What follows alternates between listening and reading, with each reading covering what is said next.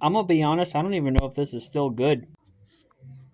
Yeah, it's still pretty squishy. Very dense material. That's fine. Nothing a little water won't fix. Air dry clay is actually kind of terrible material. I hate it. But I have a lot more air dry clay than I do wood filler, so I'm gonna see if that will do a good job of filling in some of those like gaps and such. If you want a little like hobby pro tip for you, some like tools and tips of the trade, I order from a restaurant a lot, and they give you like salsa and stuff in these kind of cups, and I wash them out and I reuse them because it's great to have little cups. Otherwise, you can just buy them.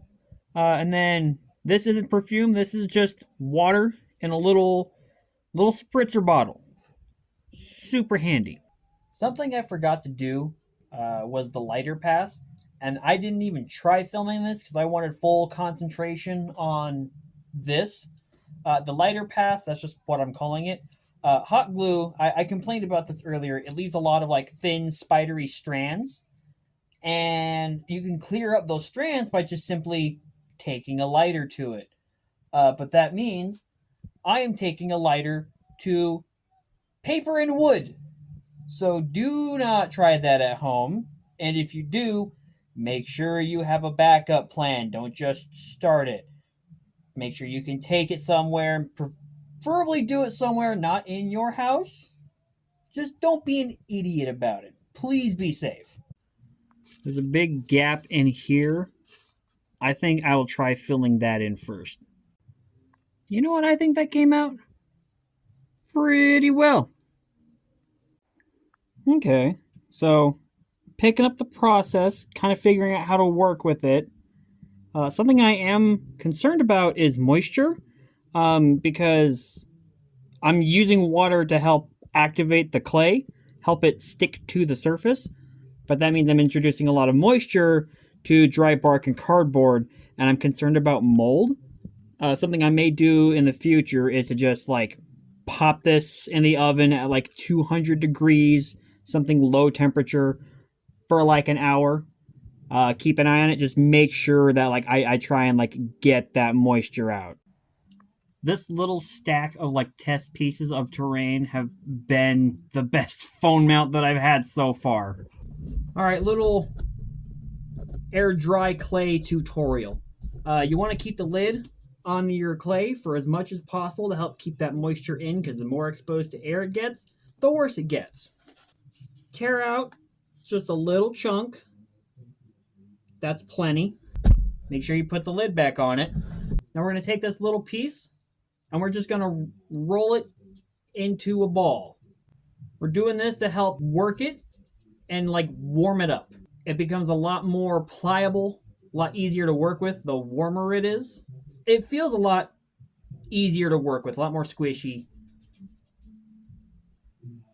Now we have a nice little ball. So we're going to tear off a chunk that we're actually going to work with. And we're going to work this into a ball, help heat it up. Then we're actually probably going to roll it. Something about that size works. Looks good. And so now what I'm going to do is I'm going to take my little water spritzer and I'm going to spray it with a little bit of water, like 1 or 2 spritzes, just to help activate this side. And then I'm going to take this side and smush it into the hill.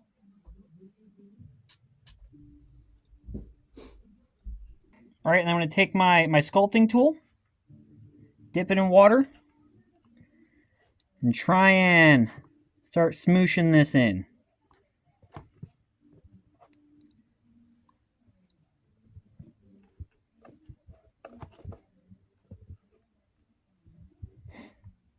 Dipping a little bit of water onto the tip of your tool helps make sure it doesn't stick, makes it separate easier.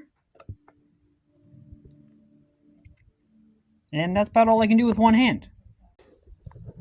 So I didn't want to do that much all in one night, so I think I'm going to call that there. Got a few bits and bobs here and there.